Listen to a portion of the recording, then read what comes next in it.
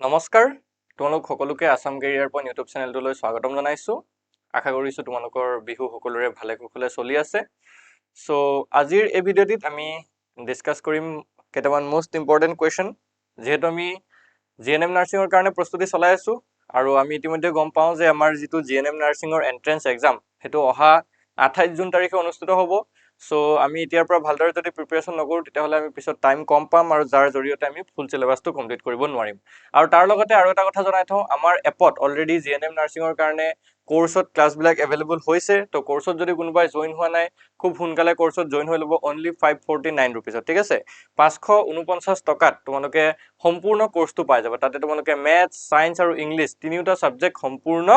A to Z তোমালোকৰ গোটেইখিনি পঢ়োৱা হৈছে। অলৰেডি তাতে ক্লাছবিলাক ডেইলি হৈ আছে, এইকেইদিন বিহু বুলি ক্লাছ হোৱা নাই। সো তোমালোকে যদি জইন হ'ব বিচাৰা তলত এটা নাম্বাৰ ঘূৰি আছে, সেই নাম্বাৰটোত আমাক হোৱাটছআপত মেছেজ কৰিব পাৰা বা ডাইৰেক্ট কল কৰি এই কোৰ্সটোৰ বিষয়ে ডিটেইলছটো জানি ল'ব পাৰিবা, ঠিক আছে। আৰু তাৰ লগতে এটা তোমালোকৰ কথা জনাই থওঁ, আমাৰ যিটো জিএনএম নাৰ্ছিঙৰ PDF কোৰ্স হয় বা PDF হয়, সম্পূৰ্ণ PDF তোমালোকে পাই যাবা। সায়েন্স, মেথছ আৰু ইংলিছ তিনিওটা সাবজেক্টৰ PDF অনলি 199 ৰুপিছত পাই যাবা, ঠিক আছে। অনলি 199 মনত ৰাখি থবা। 199 টকাত তোমালোকে কি কৰিবা, এই গোটেইখিনি PDF ফাইল পাই যাবা। সায়েন্স থাকিব, ইয়াত মেথছ থাকিব আৰু ইংলিছ থাকিব, লগতে দুইটা সাবজেক্টত, ঠিক আছে, দুইটা মিডিয়ামত, আছামিজ আৰু ইংলিছ দুইটা মিডিয়ামত তোমালোকে এই PDF খিনি এভেইলেবল পাবা। যদি PDF খিনি লাগে এই নাম্বাৰটো তোমাক হোৱাটছআপত মেছেজ কৰিবা। মেছেজ কৰি তোমালোকে 199 ৰুপিছ এটা পেমেন্ট কৰি দিলে আমি তোমালোকক সম্পূৰ্ণ PDF খিনি সেন্ড কৰি দিম। আৰু এইখিনিৰ পৰা তোমালোকে পঢ়ি থাকিব পাৰিবা, এক্সট্ৰাকৈ কোনো আৰু কিতাপ লোৱাৰ দৰকাৰ নাই। সো তোমালোকৰ এইখিনি যদি লাগে আমাক এই নাম্বাৰটোত হোৱাটছআপত মেছেজ কৰিলে হ'ল। এতিয়া আমি আগবাঢ়ি দিওঁ আমাৰ ফাৰ্ষ্ট কুৱেশ্যনটোলৈ। সো আমি ফাৰ্ষ্ট কুৱেশ্যনটোৰ পৰা ষ্টাৰ্ট কৰিম আৰু কুৱেশ্যনখিনি পঢ়োতে সদায় ধ্যান দিবা যে কুৱেশ্যনটোত কি কৈছে আমাক আৰু কুৱেশ্যনটোৰ পৰা আমাক কি খুজিছে। ওকে, সো এতিয়া চোৱা কি কৈছে, 1/3 of a 3/4 of a number is 30, find the number। কুৱেশ্যনটো কৈছে নহয়, ভালকে পঢ়িব লাগিব। এটা সংখ্যাৰ 3/4 1/3 30 সংখ্যাটো কিমান হ'ব? এটা সংখ্যাৰ 3/4 যদি আমি আকৌ 1/3 লওঁ তেতিয়া কি পামগে, আমি 30 পাম। তেতিয়াহ'লে সেই সংখ্যাটো কিমান হ'ব? এতিয়া ধৰা হ'ল আমি সংখ্যাটো x ধৰো, আমি সংখ্যাটো কি x। ওকে, এতিয়া কুৱেশ্যনটোৱে কি বুজাব? এতিয়া কুৱেশ্যনটো বুজাব x ৰ 3/4 1/3 কিমান, 30। এতিয়া এই যে 3/4 লিখি থৈছে, 1/3 লিখি থৈছে, এইকেইটা কি হয়? এইকেইটা আচলতে একোটা ভগ্নাংশ হয়। 3/4 বুলি ক'লে এনেকুৱা বুজাব 3/4, ঠিক আছে, 4 ভাগৰ 3 ভাগ বা 4 সমস্ত 3। 1/3 মানে কি? 1/3 অৰ্থটো হৈছে 1/3, ঠিক আছে, 1/3 এইটো কোৱা হয় 1/3। এতিয়া আমাক প্ৰশ্নটোত কৈছে যে এটা সংখ্যাৰ 3/4 1/3 30 হয়, মানে কি? মানে কি একৰ্ডিং টু কুৱেশ্যন যদি আমি চাওঁ, একৰ্ডিং টু কুৱেশ্যন x ৰ 3/4 1/3 আৰু ইয়াৰ সমানটো কিমান হ'ব, 30 হ'ব। এইটো আমাক কৈছে কুৱেশ্যনটোত, বুজি পাইছা? x ৰ 3/4 1/3 ইয়াৰ মানটো কিমান হ'ব, 30 হ'ব। এতিয়া যদি আমি এইটো সমাধান কৰি দিওঁ x ৰ মানটো পাম নে নাপাম? পাই যাম। ইয়াত যদি চোৱা x ৰৰ ঠাইত সদায় পূৰণ আহে, 3/4 আকৌ ৰৰ ঠাইত পূৰণ আহিলে 1/3 ইকুৱেল কি হ'ব, 30 হ'ল। এতিয়া যদি তুমি 3 ইয়াত কাটাকাটি কৰি দিয়া, থাকি গ'ল তলত 4, 4টো সমান চিনৰ সোঁফালে লৈ যাও, পূৰণ হৈ যাব। তো ইয়াত হৈ গ'লগে x ইকুৱেল 30 × 4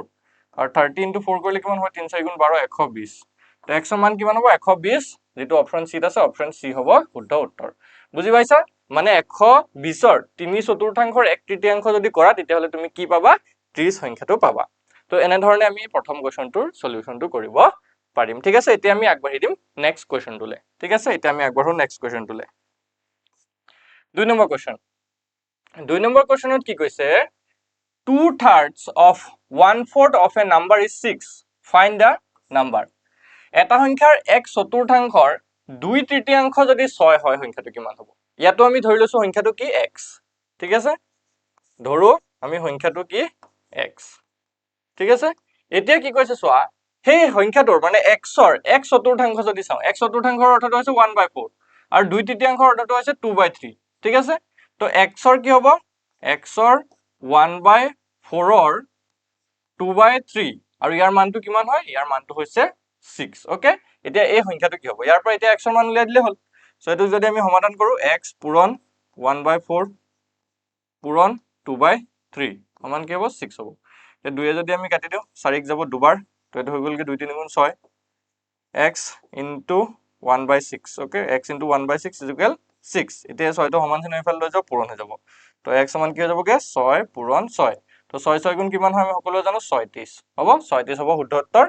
অপচন সি হল অপচন সি হৈ যাবগে আমাৰ কাৰেক্ট আনসাৰ এতিয়া আমি বুজি পাইছো এনে ধৰণৰ কোৱেশ্চন বিলাক যদি এক্সামত আহে তোমালোকৰ কেতিয়া ভুল নকৰিবা মই কৈছো না প্ৰথমতে কোৱেশ্চনটো বুজি লবলৈ ট্ৰাই কৰিবা কোৱেশ্চনটো আমাক কি খুজিছে কি উলিয়াবলৈ দিছে সেই বস্তুটো বুজি পালে লগে লগে কৰিব পাৰিবা ঠিক আছে আগবাঢ়ো নেক্সট কোৱেশ্চনটোলে নেক্সট কোৱেশ্চনটোত কি কৈছে চোৱা 60 kg is what percent of 240 kg 60 kg 240 kg কিমান শতাংশ 60 kg টো 240 kg কিমান শতাংশ উঠিছে আমি ধৰি লৈছো 60 kg 240 kg ৰ 1 শতাংশ ঠিক আছে কিমান শতাংশ 1 শতাংশ তেতিয়া কি হ'ব 240 ৰ 1 শতাংশটো পাৰ্চেন্টেৰে বুজোৱা হয় 240 ৰ 1 শতাংশ সমান কিমান 60 হ'ব এটো আমাক কৈছে এতিয়া 60 kg 240 kg ৰ 1 শতাংশ যদি হয় তেতিয়া কি হ'ব 240 kg ৰ x% 60 হ'ব এটো হৈছে সমীকৰণ এতিয়া যদি আমি x% অতৰাই দিওঁ পাৰ্চেন্ট অতৰাইলে সদায় 100 ৰে হৰণ কৰিব লাগে তো জানা সদায় ক্লাছত কৈ আছো মই x বাই কি হ'ব 100 60 হল শূন্য ইয়াতে শূন্যটা কাটি দিলো 2 যদি 10 কাটো 5 বাৰ যায় 2 যদি 24 কাটো 12 বাৰ যায় অৰ্থটো কি হলগে এই 12 টো যদি আমি সমান চিহ্নৰ সোঁফালে লৈ যাও হৰণ হৈ যাব আৰু 5 টো সমান চিহ্নৰ সোঁফালে লৈ গলে পূৰণ হৈ যাব তো x সমান হ'বগে 60 * 5 তলত 12 হল 12 যদি 60 কাটা 5 বাৰ যাব থাকিলে 5 * 5 হল 5 * 5 যদি কৰা 25% হল তো x ৰ মানটো কিমান হ'ব 25 শতাংশ 25 শতাংশ হ'ব আনসাৰ ঠিক আছে মানে 60 কেজি 240 কেজিৰ কিমান শতাংশ 25 শতাংশ তো এটো হ'ব অপচন এ ওকে অপচন এ টো হৈ যাবগে কাৰেক্ট আনসাৰ বুজি পাইছা আশা কৰিছো বুজি পাইছা যদি তোমালোকে বুজি নোপোৱা কোনো কোৱেশ্চন তেতিয়া হলে কমেন্টত জনাবা আমি আকৌ নেক্সট ক্লাছত বুজাই দিম ঠিক আছে নেক্সট কোৱেশ্চন 4 নম্বৰ কোৱেশ্চনটো চোৱা The price of a computer is 20,000 what will be the price of the computer after reduction of 25% এটা কম্পিউটাৰৰ মূল্য যদি 20000 টকা হয় 25% হ্ৰাস হোৱাৰ পাছত কম্পিউটাৰটোৰ দাম কিমান হ'ব এতিয়া এটা কম্পিউটাৰটোৰ যিটো মূল্য বা প্ৰাইস সেইটো হৈছে 20000 টকা এটা 20000 ৰ পৰা কি কৰিছে 5% অৰ সৰি 25% কি কৰিছে কমাই দিছে হ্ৰাস হোৱা মানে কি কমি গৈছে বা তুমি ধৰি লোৱা যে তাত ৰেহাই দিছে বুলি এতিয়া সেই 20000 ৰ পৰা 25% যদি কমি যায় তাই কম্পিউটাৰটোৰ দাম কিমান হ'ব সেই কম্পিউটাৰটোৰ দাম কিমান হৈ যাবগে মানে কি 20000 ৰ 25% টো কিমান হেতু আমি উলিয়াম মানে কি 20000 ৰ 25% কিমান হয় হেতু যদি উলাই যায় তেতিয়া হলে 20000 ৰ পৰা হেতু মাইনাস কৰি দিলে উলাই যাব হয় না নহয় মানে 20000 ৰ পৰা এটো যেটো হ্ৰাস হৈছে তেতিয়া মাইনাস কৰি দিবা যদি বৃদ্ধি বুলি কলে তেতিয়া প্লাস কৰি দিলেহেঁতেন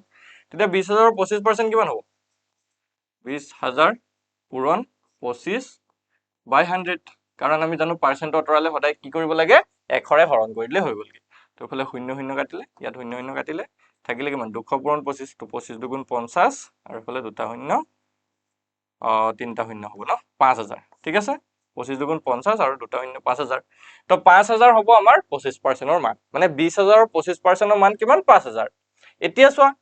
টিভিটোৰ মূল্য আছিল কিমান 20000 সৰি কম্পিউটাৰ মোৰ টিভি আহি আছে কম্পিউটাৰটোৰ মূল্য আছিল 20000 তাৰ পৰা 5000 কমাই দিয়া তো 20000 ৰ পৰা যদি 5000 কমাই দিয়া 15000 নহব জানো 15000 হৈ যাব আমাৰ টিভিটো এতিয়া কম্পিউটাৰটোৰ মূল্য অপচন বি হ'ব শুদ্ধ উত্তৰ বুজি পাইছা অপচন বি টো হৈ যাবগে কাৰেক্ট আনসাৰ ওকে এতিয়া আমি আগবাঢ়ো নেক্সট কোৱেশ্চন তোলে আশা কৰিছো বুজি পাইছা বুজি নাপালে হুদিবা কমেন্টত একো কথা নাই ইয়াত কৈছে এক্সপান্ড অৰ্থাৎ বিস্তাৰ কৰক কি বিস্তাৰ কৰিব দিছে এৰ ভ্যালুটো বিস্তাৰ কৰিব দিছে x + 2 ব্ৰেকেটৰ ভিতৰত আছে আকৌ ব্ৰেকেট এটা দিয়া আছে x + 3 আছে তো এইবিলাক আমি ক্লাস 7 8 ৰ পৰা পাই আইছো 8 9 10 এইবিলাকত পাইছো তো এনে কেনেকে বিস্তাৰ কৰিব লাগে চোৱা x + 2 আৰু x + 3 ইয়াক যদি বিস্তাৰ কৰিবলৈ যোৱা তো ইয়াত চোৱা এটো এটা কি হয় এটো এটা বীজগণিতৰ কোৱেশ্চন হয় সো ইয়াক যদি তুমি এক্সপান্ড কৰিবলৈ যোৱা ইয়াত চোৱা x + 2 আছে ইয়াত x + 3 আছে হলনে আৰু মাজত আছে কি ব্ৰেকেট এই ব্ৰেকেট দুটাই পূৰণ বুজাই আছে তো এই ক্ষেত্ৰত তুমি প্ৰথমতে ইয়াৰ এটা ৰাখি লোৱা মানে x ক লোৱা x ক লৈ ইয়াৰ দ্বিতীয় ৰাখিটো গুটেটো পূৰণ কৰি দিয়া x + 3 পূৰণ কৰি দিয়া ঠিক আছে নেক্সট আকৌ তুমি ইয়াৰ যেটো +2 আছে হে +2 লবা আকৌ এজ ইট ইজ x + 3 পূৰণ কৰি দিয়া হৈ গল এটো হৈছে বিস্তাৰ কৰা এনে ধৰণে আমি কি কৰিব লাগিব বিস্তাৰ কৰিব লাগিব তো এটো যদি আমি কৰো এতিয়া x আৰু x এতিয়া পূৰণ কৰিলে x² হ'ব প্লাছ x আৰু 3 যদি পূৰণ কৰা 3x হ'ব হ'ল তাৰপিছত প্লাছ আকৌ 2 আৰু 1 যদি পূৰণ কৰা 2x হ'ব আকৌ 2 আৰু 3 যদি পূৰণ কৰা প্লাছ 2 3 গুণ 6 হ'ব ওকে এতিয়া যদি আমি চাওঁ x স্কয়াৰ প্লাছ 3 আৰু 2 যদি যোগ কৰি দিওঁ 5x প্লাছ 6 ওকে এইটোৱে হ'ল কি answer x square plus 5x plus 6 ক'ত আছে চোৱা অপশন 8 আছে ওকে অপশন এ টো হৈ যাব শুদ্ধ উত্তৰ ঠিক আছে মানে আমি যদি ইয়াক বিস্তাৰ কৰি দিওঁ ইয়াৰ ভ্যালুটো কি ওলাবগে x square plus 5x plus 6 ওলাব ওকে বুজি পাইছা এবিলাক অলৰেডি পাই আহিছে মানে টেনচন ল'বলগীয়া কথা নাই নেক্সট কোৱেশ্চনটো চোৱা এই কোৱেশ্চনটোত কি কৈছে যদি x + 1 সমান 5 সৰি x + x 1/x সমান 5 then x square plus 1/x square ভ্যালুটো কিমান হ'ব ঠিক আছে ইয়াৰ ভ্যালুটো কিমান হ'ব উলিয়াব দিছে তো এই ক্ষেত্ৰত কি কৰিবা চোৱা আমাক কি দিয়া আছে হেতু প্ৰথমতে চোৱা x + 1/x ইকুৱেল কি দিয়া আছে 5 দিয়া আছে এটো দিয়া আছে মানে তো ইয়াত প্ৰথমতে কি কৰা তুমি দুয়োফালে স্কয়াৰ কৰি দিয়া দুয়োফালে বৰ্গ কৰি দিয়া দুয়োফালে যদি বৰ্গ কৰি দিয়া কি হৈ যাব এটো x + 1/x হোল স্কয়াৰ হ'ব আৰু এটো কি হৈ যাবগে 5 স্কয়াৰ হৈ গল এতিয়া x + 1/x ৰ যদি হোল স্কয়াৰ কৰা এটো a + b হোল স্কয়াৰ ফৰ্মুলাত পৰিবনে a + b হোল স্কয়াৰ ফৰ্মুলাটো সকলোৱে জানা যিসকলে নাজানে তেওঁলোকে চাই লোৱা a + b হোল স্কয়াৰ যদি ভাঙি দিয়া ফৰ্মুলাটো কি হয় a square + 2ab + b square হয় এটো হৈছে আমাৰ a + b হোল স্কয়াৰৰ ফৰ্মুলাটো এতিয়া ইয়াক যদি ভাঙি দিয়া তো এটো হৈ যাব x স্কয়াৰ + 2 * x আহিলে ইনটু 1/x প্লাস এটো হৈছে b 1/x whole square okay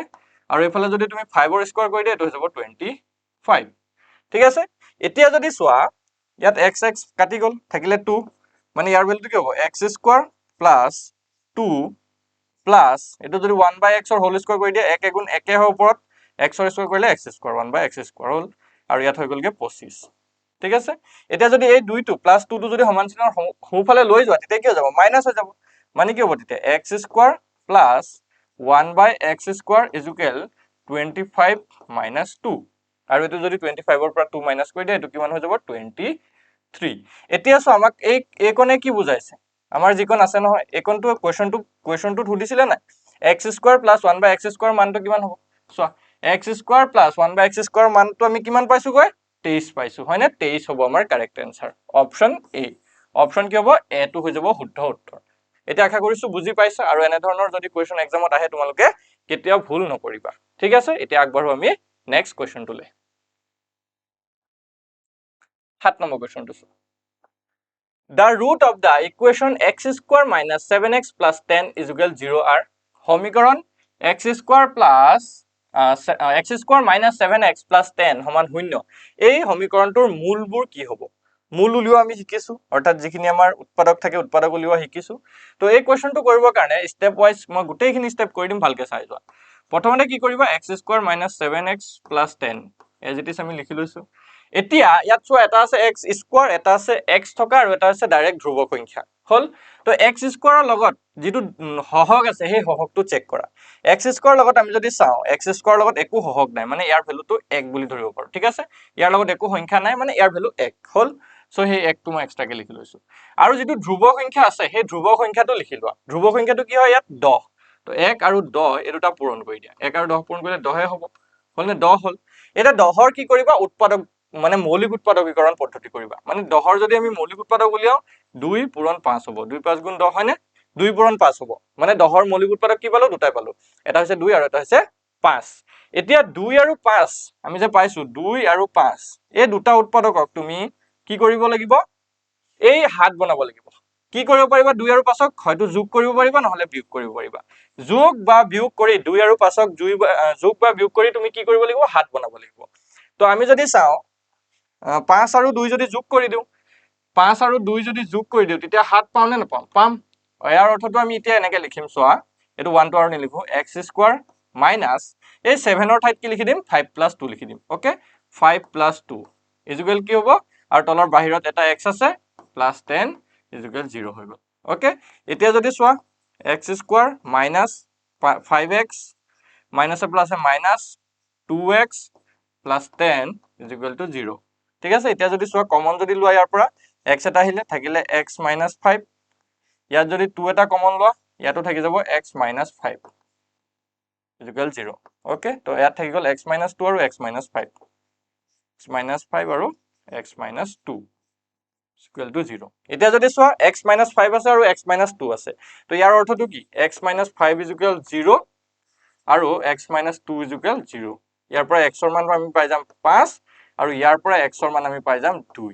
ইয়াৰ অৰ্থটো কি 5 আৰু 2 এটোৱে হ'ব আমাৰ উৎপাদক বা মূল তো 5 আৰু 2 যদি আমি চাওঁ এটো অপচন এটা হল অপচন এ টো হৈ যাব কাৰেক্ট আনসাৰ 5 আৰু 2 বা 2 আৰু 5 একেটাই কথা হয় সো আমি কি পালো অপচন এ টো হৈ যাব শুদ্ধ উত্তৰ ঠিক আছে বুজি পাইছা এতিয়া নেক্সট কোৱেশ্চনটো চোৱা লাষ্ট কোৱেশ্চন আজি ক্লাছৰ এই ক্লাছটোত কি কৈছে এই কোৱেশ্চনটোত কি কৈছে if alpha and beta are the roots of x square - 6x + 9 equal 0 then alpha plus beta equal what যদি আলফা আৰু বিটা হৈছে x স্কয়াৰ - 6x + 9 ইকুৱেল 0 ৰ মূল তেন্তে আলফা প্লাস বিটাৰ মান কিমান হ'ব আমি দুটা সূত্ৰ ক্লাস 10 ত পাইছিল না এনেকে পাইছিল না ULFA plus beta equal -b/a আৰু এটা পাইছিলো ULFA into beta equal c/a এই দুটা পাইছিলো নে আমি এই দুটা আমি ক্লাস 10 ত পাইছো যিসকলে নাজানে তেওঁলোকে শিকিলোৱা এতিয়া এই সমীকৰণটো যে আছে আমাৰ x square - 6x + 9 equal 0 x square - 6x + 9 equal to 0 ইয়াৰ পৰা আমি a b আৰু c ৰ মান উলিয়ালো ইয়াত তিনটা আমি ৰাশিৰ মান পাও সেই ৰাশি কিটা a b c হিচাপে আমি লিখি ইহঁতৰ মান উলিয়াব পাৰো a ৰ ভ্যালুটো হৈছে x স্কয়াৰ লগত থকা সংখ্যাটো x স্কয়াৰ লগত একো নাই মানে 1 আছে b ৰ ভ্যালুটো হৈছে x ৰ লগত থকা সংখ্যাটো b ৰ লগত কি আছে -6 আছে ঠিক আছে এটো চোৱা a লগ x ৰ লগত x স্কয়াৰ লগত একো নাই মানে 1 আছে বুলি ধৰিব পাৰো তো a ৰ ভ্যালু হৈ গল 1 b ৰ ভ্যালু হয় x ৰ লগত থকা সংখ্যাটো যেটো আমাৰ হহক বুলি কোৱা হয় তো x ৰ হহকটো হৈছে -6 আৰু যেটো ধ্ৰুব সংখ্যা হৈছে এটো হৈছে c ঠিক আছে ধ্ৰুব সংখ্যাটো c বুলি কোৱা হয় তো a ৰ ভ্যালু হৈছে 1 b ৰ ভ্যালু হৈছে -6 আৰু c ৰ ভ্যালু হৈছে 9 এতিয়া আলফা প্লাস বিটা যেহেতু আমাক উলিয়াব দিছে তো আলফা প্লাস বিটাৰ ভ্যালু আমি কেনেকৈ উলিয়াব লাগে -b/a তো -b/a কৰি দিয়া -6/1 ওকে তো এটো কি হ'ব -6/1 এটো মাইনাস সূত্ৰৰ পৰা আহিছে আৰু এটো ডাইৰেক্ট -6 টোৱে b ৰ ভ্যালু হয় তো মাইনাস মাইনাস কেনসেল হৈ গল থাকিলে 6/1 যেটোৰ ভ্যালু 6 হয় ওকে 6 হ'ব শুদ্ধ উত্তৰ option B is the correct answer এতিয়া বুজি পাইছা অপচন বি টো হৈ গলগে শুদ্ধ উত্তৰ সো আজি ক্লাছত এইখিনি কোৱেশ্চনে আছিল যদি তোমালোকৰ কোৱেশ্চনখিনি ভাল লাগি থাকে ভিডিওটো এটা লাইক কৰি দিবা আৰু আমাৰ চেনেলটো সাবস্ক্ৰাইব কৰি লবা আৰু যদিহে তোমালোকৰ পিডিএফ সমূহ লাগে জিএনএম নাৰ্সিংৰ কাৰণে তেতিয়া হলে আমাৰ এই নম্বৰটোত কন্টাক্ট কৰিব পাৰা হোৱাটছএপত মেছেজ দিবা ঠিক আছে এটোত তোমাৰ হোৱাটছএপ কৰিবা হোৱাটছএপ কৰি তোমালোকে 199 रुपीस এটা পেমেন্ট কৰিলে তোমালোকে জিএনএমৰ তিনটা সাবজেক্ট সায়েন্স ম্যাথছ আৰু ইংলিশৰ গোটেইখিনি পিডিএফ পাই যাবা ওকে সো আশা কৰিছো তোমালোকৰ ক্লাছটো ভাল লাগিলে আৰু আগন্তুক এক্সাম আহি আছে 28 তাৰিখে ভালদৰে প্ৰিপাৰেচন কৰি থাকা ডেইলি আমি এনে ধৰণৰ ভিডিওসমূহ লৈ আহি থাকিম ধন্যবাদ